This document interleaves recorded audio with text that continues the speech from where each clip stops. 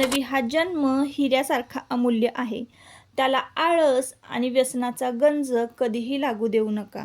आपल्या आयुष्याला कष्टाने पैलू पाडले तर ते पैलू चमकणारच. खाणं, पिणं आणि झोपणं हे जगण्याचं साधन असू शकतं, पण तेच मानवी जीवनाचं एकमेव ध्येय कधीही असू शकत नाही. जी लोक आजचा मूल्यवान वेळ मनोरंजनात आणि आरामात घालवतात, त्यांना भविष्यकाळात साध्या गरजा पूर्ण करण्यासाठी सुद्धा खूप मोठा संघर्ष करावा लागतो.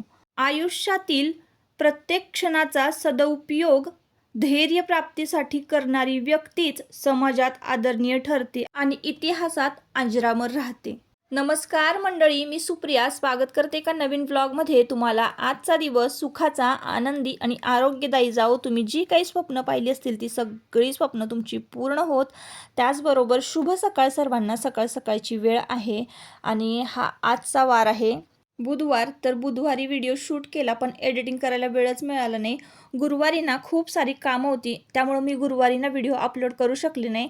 तर तुम्हाला बुधवारचा जो व्लॉग आहे तो शुक्रवारी पडत आहे, कारण गुरुवारी मी सुट्टी घेतली होती. असो, आणि कधीतरी खूपच प्रेशर आहे, खूपच कामाचा लोड आहे तरच आपले व्लॉग येणार नाहीत, नाहीतर रेग्युलर व्लॉग येत आहेत. आता तुम्ही पाहत असाल तर ना सकाळी सकाळी इकडं मॉर्निंग वॉकला जाऊन आले होते मी. आम्ही बरोबर 5:15 5:30च्या टायमिंगला ना मॉर्निंग वॉकला निघतो आणि मग तिथून आम्ही 6:30 वाजेपर्यंत घरी येतो. आल्या आल्या की नाही दारातच इतकी घाण झाली होती, कारण आता 2-3 दिवस ना शेंगा फोडायचं चालू होतं. आता लवकरच रानात आता पेरणी करायची आहे आणि आता तुम्हाला माहिती आहे जून महिना लागलेला आहे आणि अधिक महिनासुद्धा संपलेला आहे. आता या वर्षात ना अधिक महिना आला म्हणून, नाही तर आता पावसाळा चालूसुद्धा झाला असता, कारण मागच्या वर्षी तर मेच्या एंडिंगलाच पाऊस पडला होता. मे महिन्यातच पाऊस पडायला सुरुवात झाली होती. तर आता यंदा ना पाऊस थोडा उशिरा पडणार आहे, त्यामुळे आता पेरणीची सुरुवात झालेली आहे. बी फोडायला घेतलं होतं भुईमुगाचं आणि म्हणजे आम्ही बाई लावली होती, सासूबाई आणि दोघी जणींना बी आपलं पाडून ठेवलं भुईमुगाचं, आणि भुईमुग करायचं आहे, सोयाबीन म्हणजे आता पेरायचं आहे. आता पेरणीच्या वेळेस मी तुमच्याबरोबर ब्लॉग शेअर करेनच.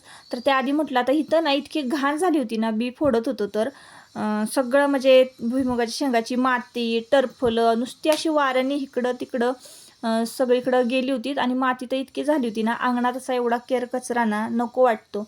म्हणून आता चला म्हटलं बारीक केरसुनीने लोटून घ्यावं, माझी माती पण काढता येईल आणि फुलकटं पण जातील आणि अंगण स्वच्छ होईल. एवढा केर कचरा असला ना की मग तो मला म्हणजे जमतच नाही अंगणामध्ये एवढा कचरा असेल. हां, माती धूळ असेल, कागद वगैरे पडलेली असेल तर असं वाटतं जाऊ दे बाबा आज नको, उद्या लोटूयात असं. कारण ते तेवढे 2-4 कागद ना अशा हाताने उचलून घेता येतात, मग अंगण स्वच्छ वाटतं. पण आत्ता ना बी फोडलं त्यामुळं भरपूर कचरा झाला होता आणि आता अंगणात ना गाड्या लावल्या की अजिबातच लोटता येत नाही, पुसता येत नाही. आणि धुवायचं म्हटलं तर मग मला तर ना आता मुलांचे डबे चालू झालेले आहेत, शाळा चालू झालेल्या आहेत आणि एवढं सगळं धुवून काढायचं म्हटलं का नाही खूप उशीर होतो आणि पाणी पण खूप जातं. त्याच्यामुळं मी काय करते, सणवार असेल किंवा 15 दिवसातनं एकदा अशा पद्धतीनं मी म्हणजे आता अमावस्या पौर्णिमेला तर वरचंच काम असतं, पण सणवार जर असेल ना तर आवर्जून खालचं स्वच्छ धुवून काढते.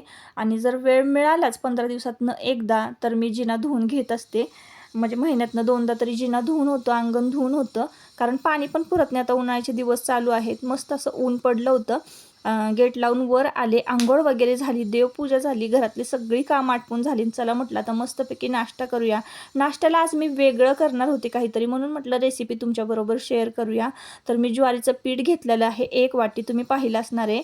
आणि त्यानंतर आपल्याला 1 वाटी ना मोजून, कुठलंही भांडं घ्या तुम्ही किचनमधलं, कुठलंही भांडं घ्या, प्रमाण फक्त कसं असलं पाहिजे, 1 वाटी रवा घ्यायचा आहे आपल्याला आणि 2 वाट्या आपल्याला पीठ घ्यायचं आहे. तुम्हाला इथं 1च वाटी पीठ दिसलं असेल ज्वारीचं, 2 वाट्या पीठ घ्यायचं आहे ज्वारीचं.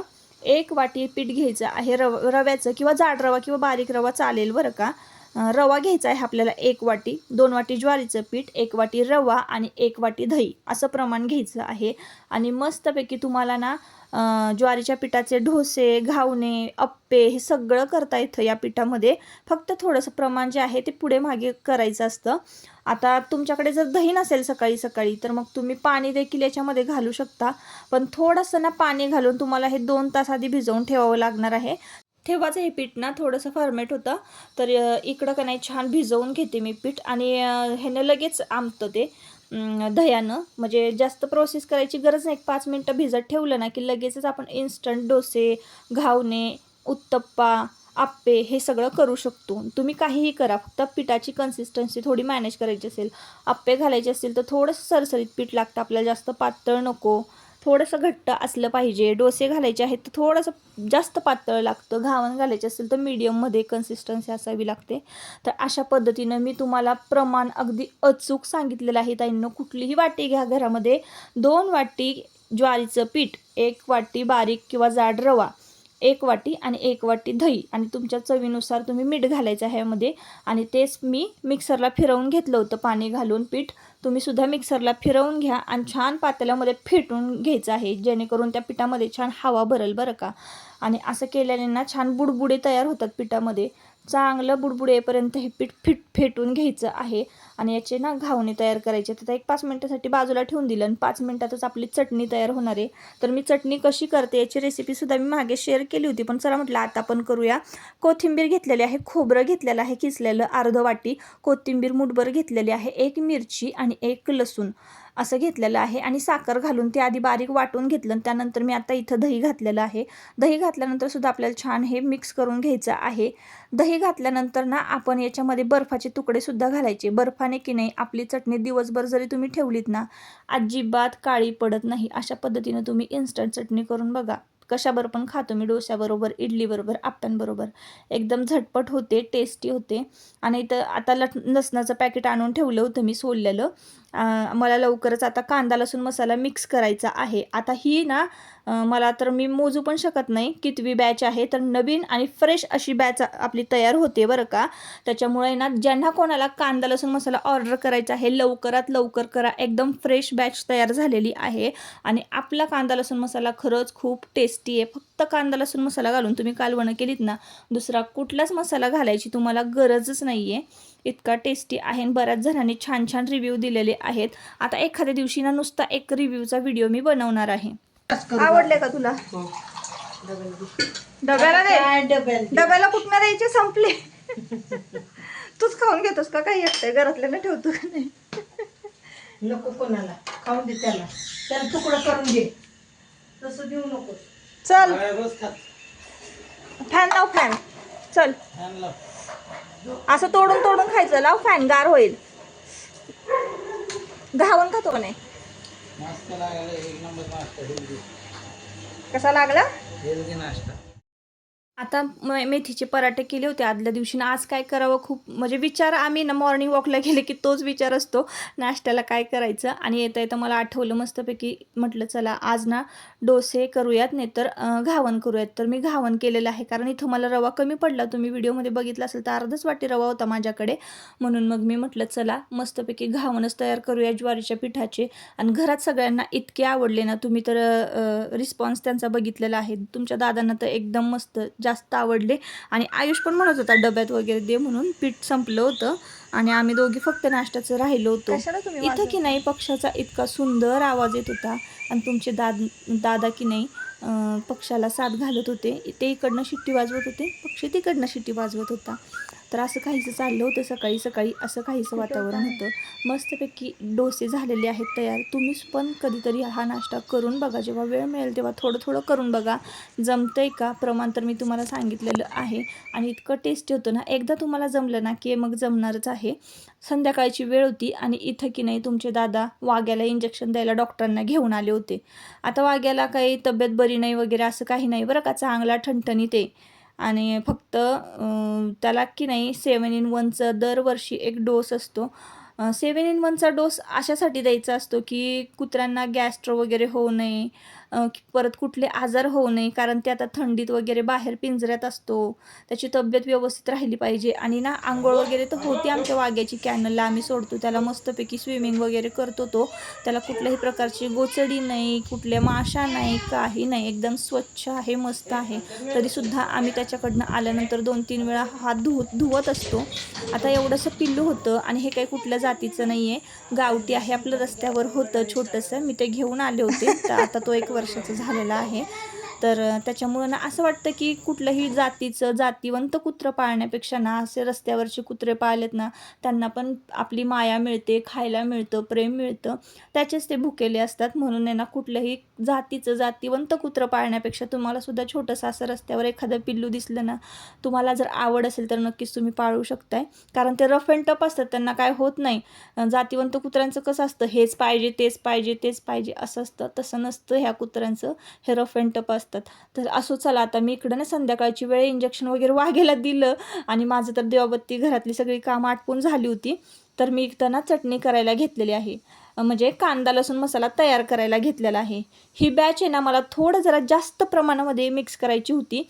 तर मागच्या बॅचमध्ये ना मी 15 ते 16 किलो केला होता. आता होतं आहे काय की मला क्वांटिटी करायची आहे जास्त, पण मी एकटी की नाही म्हणजे मग ते करू शकत नाही, हँडल करू शकत नाही. एवढा कांदा कसा कापायचा? आता ठीक आहे, लसूण तर आपल्याला आयता सोललेला मिळतो, मी मशीनमधून सोलून आणते लसूण. पण इथं की नाही कांदा कसा कापायचा, कारण मी जेव्हा कांदा कापायला बसते ना ताईनो, तेव्हा जेव्हा पण मी एक बॅच तयार करते ना, कांदा कापायला घेते, माझे एवढे बापरे भावट्यापासून पूर्ण मनगट बिनगट इतकं दुखतं ना, ठसठसायलाच लागतं हात. आणि कुठलंही कामाची आपण सुरुवात करतो, छोट्याशा बिझनेसची का असेना, पण ते किती कष्टातून आपल्याला करावं लागतं. जेव्हा त्याचे आपल्याला थोडे थोडे पैसे यायला लागतात, तेव्हा होणारा आनंद, आलेला अनुभव हे सगळं गाठीशी असतं.